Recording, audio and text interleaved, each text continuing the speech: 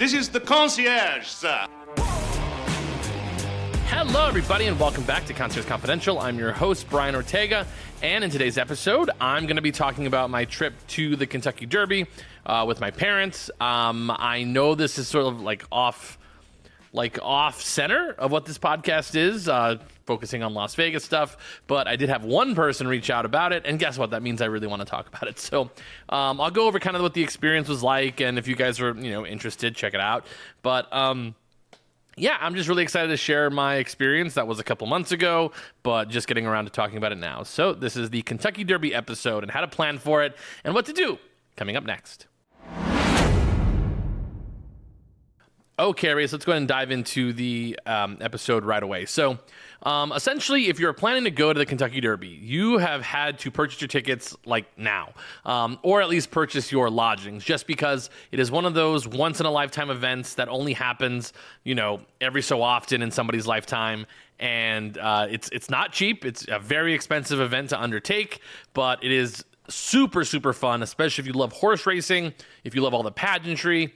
It's honestly one of like the top 10 moments in my life in terms of events or experiences. It really was awesome. So first of all, you have to purchase your tickets. So there are many different ways to attend the Kentucky Derby. So the cheapest way is to go and watch the Derby from the infield.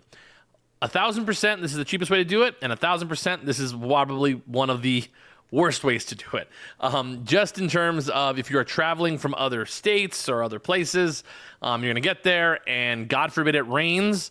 It's not always the most fun. And also the thing is they're kind of phasing out being able to do the infield thing just because they're starting to put more like luxury boxes and stuff in the center. So it's not the greatest view. There's a big giant TV, which is very nice, but it's not the greatest experience in general. But if you're living like around the area and not everybody gets to go do the things that people come from out of town I live in Las Vegas. It's very similar. I'm not paying $300, a day to be able to go watch The Wizard of Oz at the Sphere. But if it's around town and, there's a cheaper version to do it, why not check it out? So essentially what the Derby is probably, by the way, that's the one thing that you learn when you go, is that the Kentucky Derby itself, that's the sort of generic name for that weekend, or that particular race is the Derby or the Kentucky Derby. But if you're just talking about the week in general, you're basically going to be calling it Derby. It's like, I'm here for Derby week, or I'm here for Derby, which that would be for encapsulating the whole weekend. It is a week-long event. It's basically the start of that meet, and they do have multiple days. A lot of people go the week of and then leave on like Sunday. We didn't do that. We ended up going on Thursday, so we could be there for the Friday Kentucky Oaks, which is sort of like the Phillies races, and of course other big races as well, but it's really focused on a lot of the big Philly races, the female horses. And then on Saturday is the Kentucky Derby itself, which is sort of the main championship racing day. Yes, you dress up for both of those days, although it was really funny. So like my dad owns horses, and you would think that he would know more about like the traditions of the actual Derby itself, and he kind of didn't, which was actually kind of funny to me, just because my dad owns racehorses on the West Coast, which we obviously don't have these things. But me being somebody who watches the Derby, I'm just going to call it the Derby for this particular podcast because it's much easier. I'm very familiar, and of course I work in TV. I'm very familiar with all the traditions, all sort of the pageantry that goes into the actual Derby week itself. And a couple sort of outlines are that on Friday is the Phillies day. You wear pink. Essentially, you wear any version of pink. You can wear a pink suit. You can wear a pink tie. You can wear a pink hat. Whatever you want to do. I ended up going with the I ended up wearing a pink tie. But before we get into all that, I just want to let you know that my dad, it was funny because we were getting dressed for that day, which my mom had an awesome like pantsuit, which my mom never wears pantsuits. And she decided to like just throw a pantsuit into the mix here because it was the color that she could find in pink. Great. My mom looked great. She looked great in a pantsuit. Really fantastic. Like I She kept talking to me about her outfit that she was going to wear, which is a really fun thing about the Derby, that you kind of plan your whole outfit as you like lead up to the day, because it's a long time out. And she broke it out, and I was like, she looked fantastic. Really, really matched with like the entire vibes, which made me really happy. So I was really, really excited to see my mom sort of take that all in. But it is very much a fashionable event. But before we get all the fashion, let's get to the actual logistics. So going to the Derby. So they have many different ways to purchase tickets to watch the Kentucky Derby. I also mentioned the infield a little bit earlier, kind of circling back to it.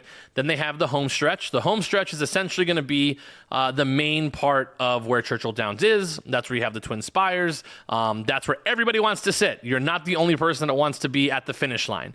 And essentially, the most valuable space at a racetrack in general is at the finish line, and as you get away from the finish line, you will start seeing the prices go down. For the Derby, it is one of those things like when you get closer to either the finish line or the starting gate line, or the starting gate is, which starts on the front side. By the way, for those of you who aren't familiar with horse racing, the front side is anything that's in front of the grandstands where the people are, the backside, or the backstretch.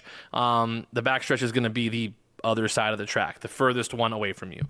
So you want to be on where the horses start or where the horses finish. It just sort of depends.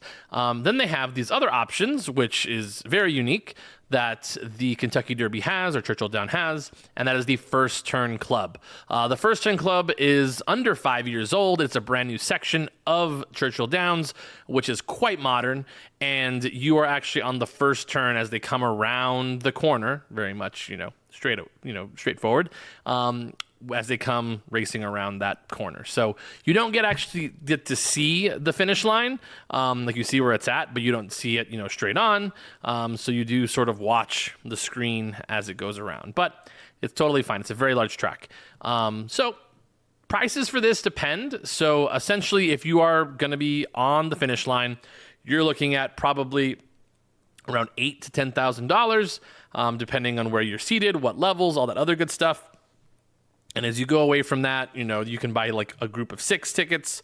My mom looked into a bunch of different like pricing structures and seats, which you can also work this out through like a concierge that is essentially part of Experiences that purchases all these tickets. And so we came up with, my mom ended up purchasing the tickets for the First Turn Club because a couple of reasons. One, that First Turn Club is actually one of the first sections to go on sale. We're able to purchase and pick out your seats. She purchased with the actual human, so she was able to get seats that she really liked. We got them on the aisle. We're big aisle seat people because we like to get up and out, and it worked out perfectly. And we ended up sitting in the First Turn Club, a little bit of ways up. Important to note, and I won't get into pricing too much. I try to not get into too much pricing, but it is important to note that if you're purchasing a ticket that has a seat, it will probably be in like the thousands of dollars. So it can be, $800 a ticket up to, $1,200 for a seat, depending on where you are in the space. And then obviously it can go all the way up to $20,000 or $30,000 if you're in the Millionaires Row. Millionaires Row is the elevated area at Churchill Downs. You can still get in and see there, but again, it's not $1 million. It's probably about $20,000 or $30,000 a ticket. They don't say how much it is to actually go up there, but that was told to us by a tour guide from Churchill Downs. That is sort of like the range as well. But Churchill Downs actually just went through a huge renovation in where their paddock is, where the horses actually get saddled up. Which they also have areas to purchase for that as well. And then, of course, the First Turn Club, which is on sort of the visual part that you see. So, important things to note, when you do purchase tickets for the Kentucky Derby, if it has a seat, essentially anything that has a seat, which is on the front side, the First Turn Club, whatever, all of that is all-inclusive. So it is important to note that if you purchase a ticket and it has a seat number assigned to it, your ticket is all-inclusive of alcoholic beverages, food, non-alcoholic beverages, so waters and sodas, for the entire event. This is really cool. I think this is actually a really good way to experience an event like this. I know that other places, like I think the US Open or maybe the Ryder Cup has gone with this model. And I think it actually is 1,000% worth it. I think people really enjoy and see the value in it because it feels like, hey, this is at my discretion of how much I want to drink and eat, and I want to utilize all this. And it actually is nice for budgeting purposes because, I'm going to, once I get in, I've already spent my, let's just call it $1,500 a ticket. I can drink and eat as much as I want, try different foods, and it actually really expedites any of the line stuff that happens when you're inside the Derby itself. And that really worked out, and it was really cool. They had just like these coolers like next to the seating areas that just had water, soda. You just go up, you pull it out, you open it up, and you grab it and take your stuff, and that's it. And it was really fascinating. So it was really fun to experience that. They have lots and lots of bars, many bars. And I do want to make note that when you do purchase a ticket, because this was a question that I had, was are you able to intermingle with other areas of Churchill Downs? Like, because we were in the First Turn Club, so I wasn't sure, like, are we only able to, like, walk around that area? Are we able to walk, not right on the rail at the Churchill Downs, but behind it, where they have a lot of the different festivities, and then, of course, getting in, like, towards the paddock area, and are you able to access all that? Yes, your ticket gives you access to all those areas. There is a pretty good amount of security once you get to the actual seated areas of the track. So if you're trying to get into certain sections where you can actually see the track, essentially any visual of the track, there will be a security guard where you do have to scan your you don't have to scan it. Yeah, you can scan your wristband because you have a wristband to get into that particular section, and you're only able to get into the seating areas via certain like choke points where you have to get into. So I really enjoyed the First Turn Club just because you do get an elevated seat of the entire track. It's actually quite nice. It's a really great place. They have really good like spaces where you can take really good pictures with Churchill Downs behind you. It's really great place for photo ops. Important to note for the First Turn Club, if you don't have special access to the ground level of the First Turn Club, you're not able to go out to the like right onto the track level. Like we had tickets that were only able for the top section itself. It's all kind of like one section altogether. But it does have all its own food and drink areas. It also has areas to gamble as well. Areas to place bets. And then what else does it have? Bathrooms, of course. It does have elevators, escalators, all that good stuff. It's also, what I would say, one of the good reasons to purchase from the First Turn Club is you get a brand new, state-of-the-art awning that goes over the seats, which came in very handy because it rained. It rained both days that we were there for the Kentucky Derby. So essentially, we had to test out how watertight that area was. And we even had like a severe thunderstorm warning where it was going to be very windy. And because of sort of how it was situated, we were blocked away from a lot of the wind. And then all the rain basically washed away from us. You get a little bit wet because you get the mist, but it was not nearly as terrible as it would have been if there wasn't any covering. So I think they really succeeded in using that as a space for when it does rain, which it does happen quite often. Which brings me to, let's move on past the seating. But again, they're stadium-style seats. Of course, once you get to the older sections of Churchill Downs, that usually means that you were in the nicer part of the track. So you get a better view, but it gets a little bit tighter in those sections, but you do get better views. So really comes, give and take. My dad has continued to complain to my mom that, I would have liked to be closer to the paddock. The paddock, just so everybody knows, is right under the Twin Spires at Churchill Downs. So that's in the center, and we are not in the center. We are basically to the far right. It's about a 10-minute walk, 10 or 15-minute walk. I would say it's 10 minutes, depending how fast you walk, from the First Turn Club all the way back to the paddock. There's lots of up and downs, so it could be quite a long walk for some people. And again, you have to go like through the bowels of Churchill Downs to actually get to the paddock itself. So obviously, if you want to be close to the paddock, that's fine. You can be in those seats, but it is much more expensive. About a $5,000 to $6,000 difference between being like right inside of Churchill Downs and being at the First Turn Club. So there is a slight difference between the two. So we have to continue to tell my dad, if you would like to have seats closer, you have to pay more money for it. And of course, there's a bunch of other people that would love to purchase those seats as well. But along the way, you do have to get there.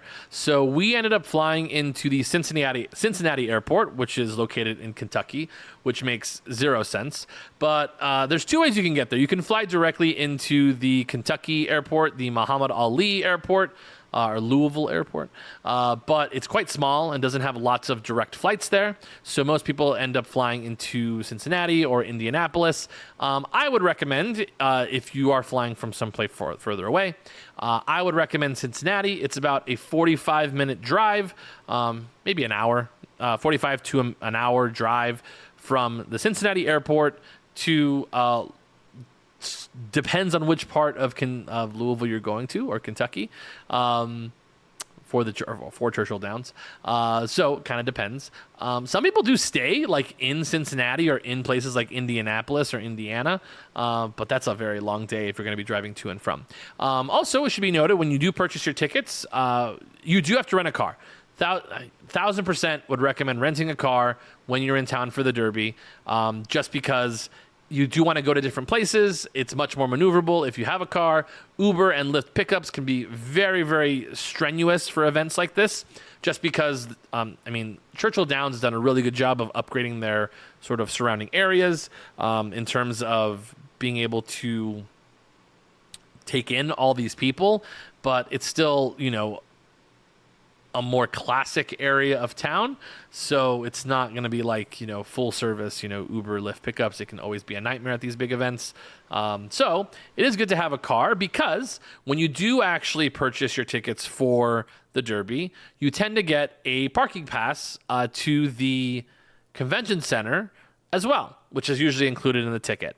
So they usually tell people to park at the convention center, and then from there, which is very well organized, you end up getting on a tour bus that will drive you from that convention center to the Churchill Downs itself, and it's a very well-oiled machine as it goes through.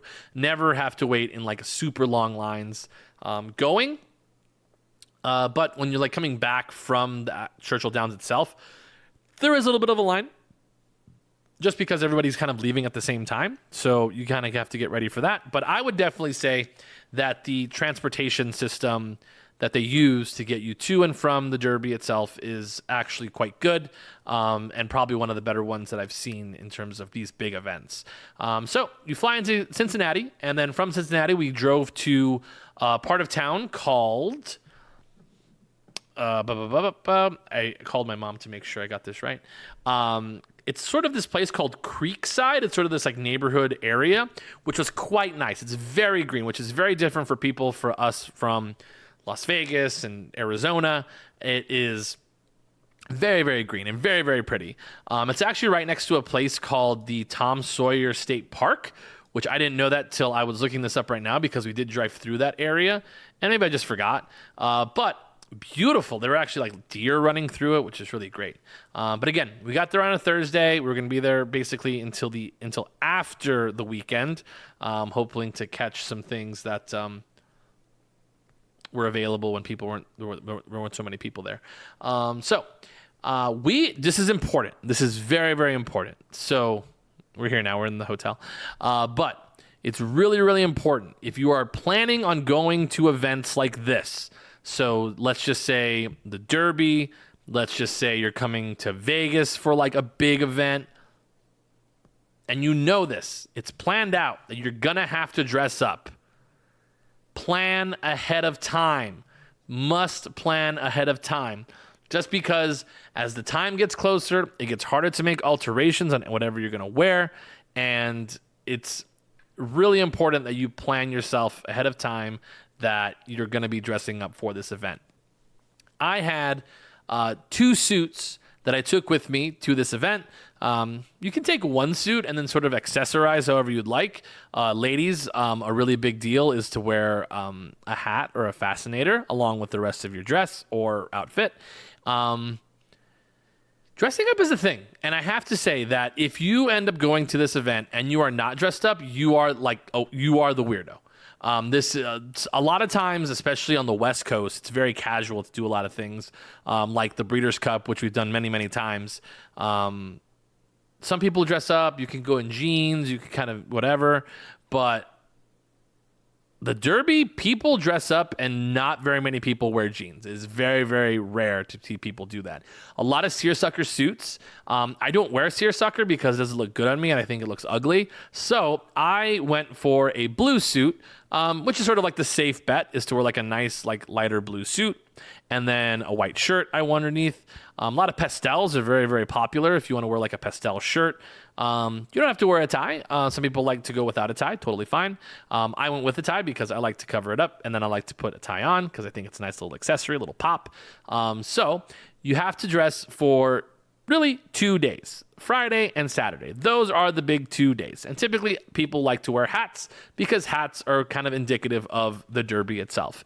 So this is a very important part of the event for me. So I ended up going with a blue suit on Friday, and then I wanted to be a little bit different because everybody wants to be different. And I wore a green suit on Saturday, which was the big day.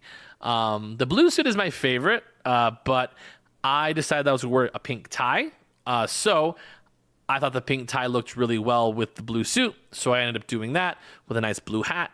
I wore a hat that was more felt. I would say maybe a straw hat might be a little bit better for like a summer or spring event.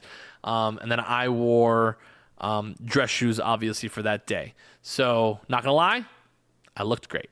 I also wore the green suit on Saturday, which ended up being really fun. I ended up wearing Chelsea boots with that, which worked out well because it rained. This is important to note that really comfortable footwear is important, but that doesn't mean wear sneakers. Wear something that, ladies, this is more angled towards you. I know you would love to wear heels. It's a very long day. It is a lot of walking. Sometimes it's not even. So I would say if you had some nice wedges or something that is walkable that you can wear all day, is definitely preferred. Just because it can be a very long day walking in very high heels. So I do not recommend high heels for that event. They do have lots of cool hat contests as well as outfit contests as well, which can be really fun. You get to walk down the red carpet that's there. So that's always kind of a fun event to do if you really want to dress up for that. Really great photo opportunities, if you want to get pictures in front of the paddock, if you want to walk around, they have live music. It's a very much sort of a festival, not crazy festival, but lots of food, lots of bars, but it's really fun. I mean, what they've done really well is to integrate sort of social media, and they have one of the better social media teams, I have to say. But they had this really cool mock red carpet with a robot that you were able to take really great fun pictures. So I would recommend dressing up, and this brings me to what me and my mom had been planning out. Okay, we're gonna wear this, wear this, wear this. My dad could have used a little bit more planning on his part. I think he thought I'm going to the Derby, but we'll help him next time. But yeah, this brings me back to my dad was like, why are you guys wearing pink? It was Friday. So he's like, why are you guys wearing pink on Friday? Or just pink in general? Did you guys coordinate? And it's like, no, well, you wear pink on Friday for the Kentucky Oaks. And then it was sort of an aha moment for him he's like, oh, didn't know that. Also recommend, this is very important for if you're traveling to Kentucky, especially for the Derby, is to bring your own ponchos. Bring ponchos. And if you want to show off your outfit, bring clear ponchos. The clear ponchos will typically always be sold out. We went on one of the days, we had to actually stop at a Walgreens or a Target to find ponchos to put on. And then we opened them up, and then they were black. So you couldn't actually see your outfit. So make sure you get ponchos. If you see ponchos available at the front desk, make sure you grab them. So as we got to the front desk, which was, again, this is in Creekside, which is about 20, 25 minutes away from Churchill Downs, and there'll be plenty of signs for you to get there. They were very nice. The really cool thing about Kentucky in general, especially like this area, which is sort of like sort of just south of Louisville, is that everybody knows that it's the Derby. Everybody buys in. They totally understand that this is their moneymaker for the year, and they completely buy into it. There were these great little sort of setups at our hotel, and our hotel was just a very, very regular hotel. It was a Fairfield by Marriott hotel, which you'll find a lot of those. And they're all going to be very expensive for that weekend. They're going to range between, $500 to $800 a night, and then go up from there depending on how nice the place you pick. But what was cool about them is that they were just had all these cool things for the Derby. Everybody knew that it was going on, and everybody really buys in that they know that you're there for it. So really great sort of just Southern hospitality all around, I have to say. Really, really fantastic. So got in the car, drove over. It is a long day. It can be a very long day, so pace yourself if you're going to be drinking. Please do drink if you're somebody who likes to, because, hey, you paid for those drinks. But when you get there, they have two gigantic areas for a gift shop. So we get inside. There's two big giant gift shops. There's one where they have Kentucky Derby, Kentucky Oaks, all that kind of stuff, where you just walk in and then you purchase them. And then the other area, which there's more towards the First Turn Club, they have another area for shopping. So they have lots of shopping opportunities, lots of gift shop stuff, and a really great selection of things to do. Just know, if you're somebody who does not like technology, this is sometimes a point of contention at these big events, where it can be a little bit tough for people who aren't used to it, like my parents. So what happens is, when you go to the Derby, which I thought this was so cool, is that you grab a bag, or you do your shopping, you throw all that stuff into a bag. So it goes into this big giant bag. And then you actually just put the bag into sort of like this chute, and then I don't know if it magnetizes or weighs. I think it's sort of like it scans what's in there, and then it all at once tells you what's inside of your bag, and then you purchase with a credit card. And it was pretty cool, but my parents hated it because they could not figure it out. And then also, my mom likes to pay with cash when she goes on vacations, because it's a way for her to keep track of her money, which is a really good way of doing it. Not knocking it, but at these big events, not always the biggest purveyors of cash at these events, just because it takes a lot of time. And really, with these big events, I would say that speed is the thing. So I would say be ready to bring a major credit card to be able to purchase things at these events. And it's always kind of, it's one of those things. It's like you want to pace yourself, but just know that they are open both days. They do also have a third gift shop. Well, two other gift shops. Is they have the Churchill Downs gift shop, which is extremely long line to get into that place. My mom was waiting in there forever trying to get into the Churchill Downs specific gift shop, because they sell things specifically for Churchill Downs. Everything else is for the Kentucky Derby, Kentucky Oaks, Run for the Roses, all that good stuff. So there is another gift shop, which is the Churchill Downs gift shop, which is going to be when you walk into, from the Twin Spires to the right, as you go underneath into the bowels there. Another thing is, even though I just sort of, I'm going to contradict myself of what I just said, make sure you bring cash. If you are looking to bet on races, make sure you bring cash money. Paper money, not your credit card. Because if you take your debit card, you're just going to have to go to the ATM and take out money, and then there's going to be a huge charge for it. So make sure you bring cash. It's very, very helpful, just so you're able to, bet quickly. It is good to take maybe a little tutorial before you end up going to the racetrack, just so you have some of the ideas of the lingo. If you really want sort of the basics, you can always just ask, I want to bet on the 5-horse to win in the 7th race, and that'll get you where you're going and how much you're going to bet, obviously. Or find yourself a really nice teller. So this is actually kind of a back to a Vegas thing, is that I personally like to, when I go to a teller to bet on sports, I like to go to female tellers, because they tend to be a little bit nicer than the male tellers. So that is what I would do because I still get nervous when I go bet in person for horses, because I don't do it very often. So I go up to a female teller who looks kind of fun and nice and happy, and then I make my bet there.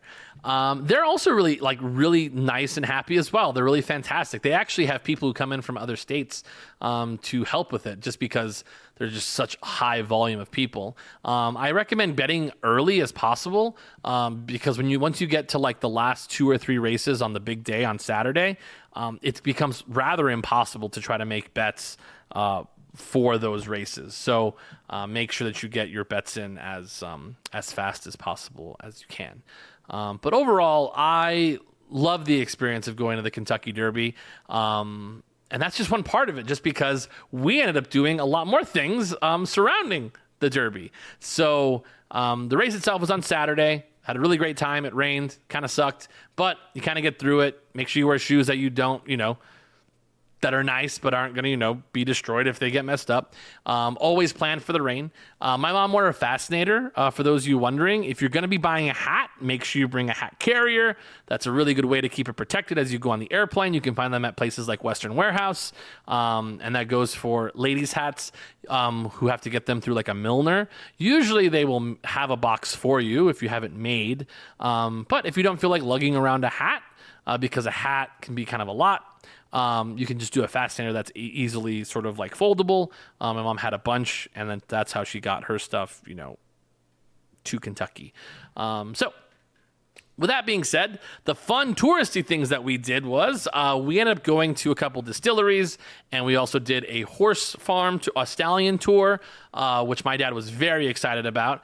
And we booked with a company called the Bourbon Bros. So if you are in Kentucky and you're trying to do a distillery tour, the Bourbon Bros is a really great company to go with. They're really, really knowledgeable. We got a guy who actually had never done the horse part of the tour, which I didn't find a huge deal. I'm good. I'll figure it out as I go through. But really fantastic. Bourbon Bros would highly recommend them. They know a lot about their whiskeys or just, all the distilleries. And if you have any questions for them, it's also very personable. They can sort of plan out what distillers you want to go to, because there are many. We didn't go to the Maker's Mark tour, which I was very sad about, but we were able to do the other places as well, which was quite fun.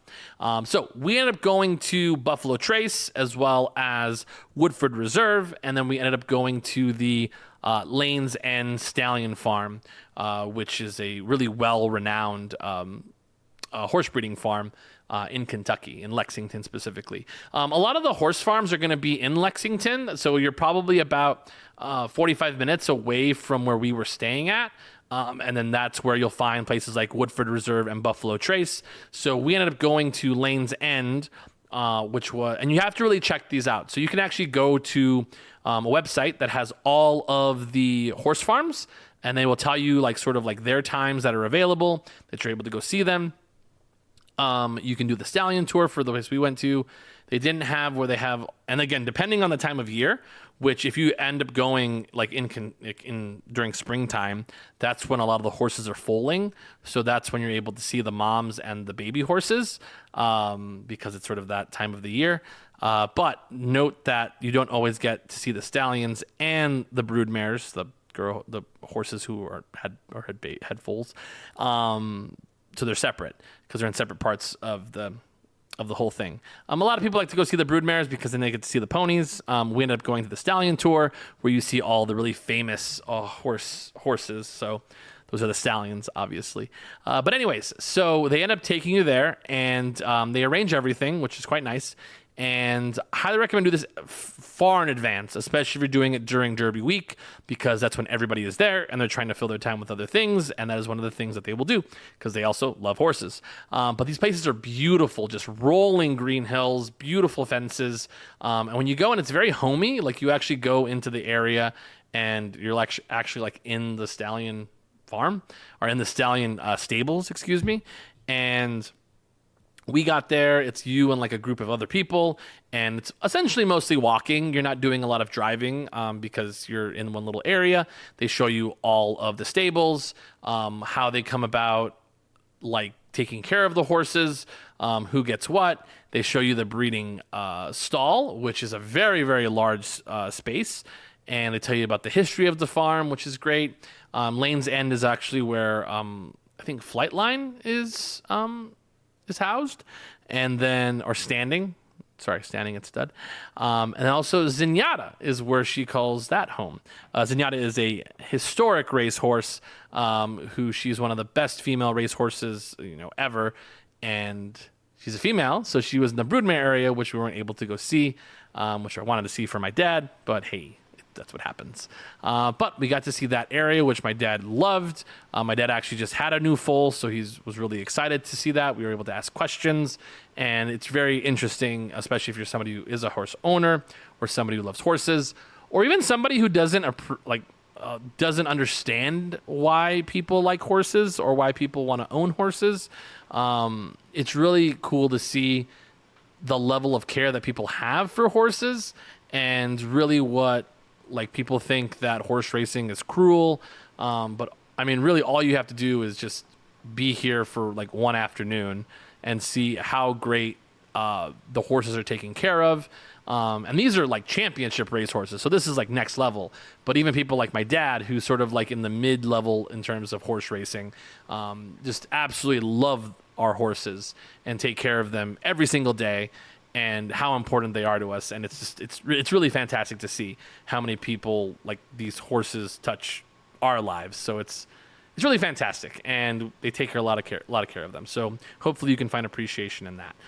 So after that, we ended up going to Woodford Reserve, which I would say was one of my favorite parts of the trip, because we're able to see how distilleries work. We were able to do a tasting, which if you're somebody who thinks you're going to get drunk at a tasting, which that's what I thought. I was like, ooh, I'm so excited. I'm going to try all these different whiskeys and I'm going to get a nice little buzz. You don't. Let me just say, you don't. It is not like a wine tasting tour where when you do a wine tasting, you go hang out and you just sort of taste all these little things of wine and you sort of get this buzz. That does not happen at distillery tours. You do not get very large servings, obviously by design. But again, they have bars that are there you can have cocktails at. But it's more informational. It was cool for me because I've actually bought bottles of whiskey now, because I enjoyed their explanation of why that whiskey is like that. And it was great. And I loved the Woodford Reserve one. The Woodford Reserve one felt so high end. It felt so VIP, even though it was just normal. But that one felt special. They're also, a sponsor of the Kentucky Derby as well. So that helped. And before I move on, can I just say the mint juleps, you're going to be so tired of drinking mint juleps after the Derby. Everybody makes one and none of them are that great. Honestly, it's just mass produced. Make sure you keep the cups. I have so many cups in my house that I'm really excited about. But make sure you keep the cups. They have cool copper ones, which are great.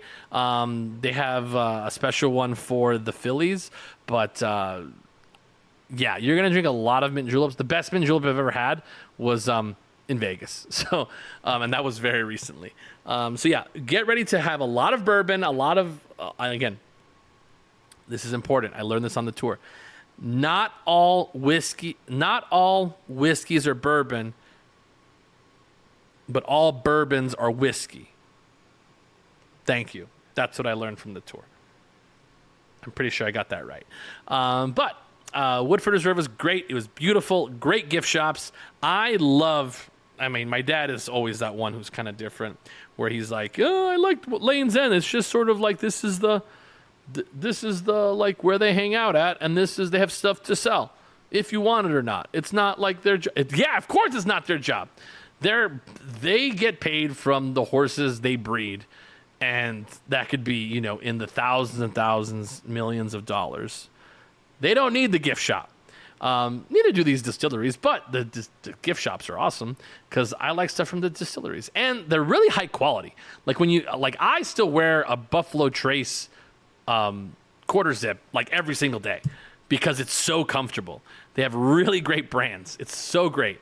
Also broke a glass from Woodford Reserve, but that's another story. Just really quickly, I went to Buffalo Trace. Honestly, guys, if I could make a recommendation, Buffalo Trace was my least favorite part of the tour, just because they didn't have the whiskey that I liked, which was Blanton's, although I got to see how it was made. And I also learned that basically all the whiskeys are made the same. And then they have a taster that comes in and puts them in the more expensive bottle and the more like affordable bottle. It's essentially all the same whiskey, whether it's the expensive one or the cheap one. So that was kind of something that I did not like. But again, it is what it is. So that was Buffalo Trace. I really wanted to do Maker's Mark, but I've been told that was in the other part of the state, so we weren't able to do that one. And we did not find out until like the second to last day that if you go into Louisville itself, Louisville has Whiskey Row, which Whiskey Row is actually where a lot of the distilleries are. We're able to just walk to all of these distilleries, in and out, checking all these things out, and it was cool to check that out. You're almost whiskeyed out by the end of the trip. I also went to the bar or the hotel that they filmed the movie The Insider in. Forgetting it off the top of my head right now, but it's in Louisville, like sort of like where Louisville, like the live area is, where there's like a stage. And that was fun. Lots of whiskeys. This is sort of like whiskey and bourbon. This is really bourbon person's heaven because there are so many. I've never seen cocktail lists with such long bourbon lists, which makes my heart happy. But it was great. What else was there? We did the Louisville Slugger Museum, which is a really fun event to do or a thing to do during the daytime. Highly recommend it if you're a baseball fan and you want to see. And it was funny because we went there during like this torpedo bat talk, and they showed them making a torpedo bat, which was fun. And then right across the street from that is the Michter's Distillery, which was actually the first thing that we did before we went to the other distilleries. So it actually explained a lot of the science behind creating all these whiskeys and bourbons.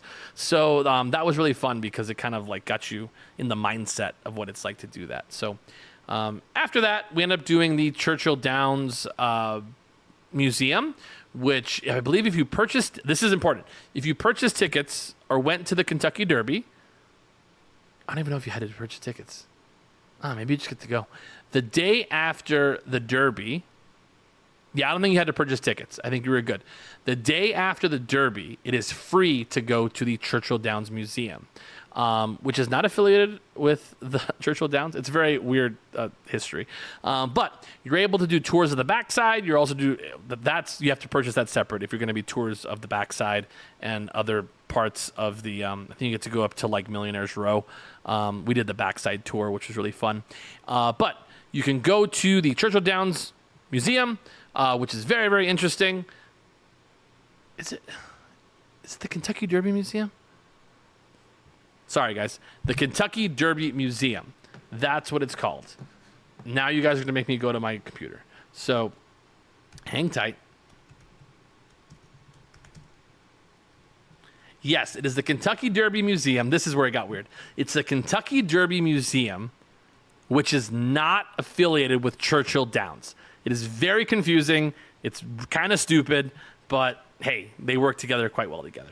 But it's great. Highly recommend it if you love horse racing, just because it takes you the history of the Kentucky Derby, about the important people that have shaped the Derby itself over the 151-year history of the Derby. But it's really fantastic. I think it's $20 any other time other than, during the Derby, where it's free right after the Derby itself on Sunday. So I've gone through a lot of stuff. Hopefully you guys enjoyed it. They have great barbecue, if I would recommend. But yeah, in general, guys, just really enjoy the Derby. Just it is what you make it.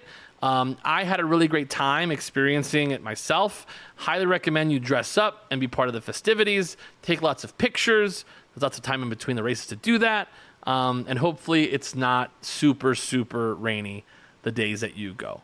But if you can, take a picture when the sun's out, and it's really fantastic. So hopefully you guys enjoyed this sort of like little trip down memory lane with me when I went to the Kentucky Derby itself. It has nothing to do with Las Vegas. I'm sorry, but I had a really fantastic time going to the Kentucky Derby. Special thanks to my mom and dad who invited me to be able to go, and wouldn't have gone without you guys because, you paid for it. So thanks so much, guys. Really appreciate it. Thank you for listening to Concierge Confidential. Make sure you listen to our next episode coming up soon. And I promise it will be back to Vegas for our focus. So thank you again. And again, if you see me out in town, remember, come up and say hello. But remember, keep it confidential.